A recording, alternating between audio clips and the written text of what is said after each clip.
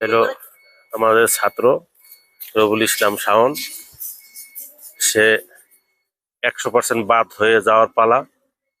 অনেক অনেক চেষ্টা করে তাকে ফিরিয়ে এনেছিলাম। আজকে তার লাস্ট ডিসিশন, সে লেখাপড়া করবে কি করবে না, এবং করলে সঠিকভাবে করবে কিনা। তার বাবা মা আহ, আত্মবিশ্বাস করে যে সে লেখাপড়া করবে। অ্যাকচুয়ালি তার এই দীর্ঘ কয়েক মাসের চাল চলন এবং তার যে 24 ঘন্টার যে কর্ম পরিকল্পনা, এতে বোঝা যাচ্ছে না যে সে আসলে লেখাপড়া করবে কি করবে না। সম্মানিত ভিউয়ার্স এবং দর্শকবৃন্দ এবং আমাদের অন্য কোনো অভিভাবক যদি শুনে থাকেন, তাহলে আমাকে পরামর্শ দিবেন। আসে আসলে এই শাওনকে কিভাবে এসএসসি পরীক্ষায় ভালো ফলাফল অর্জন করা সম্ভব। ধন্যবাদ।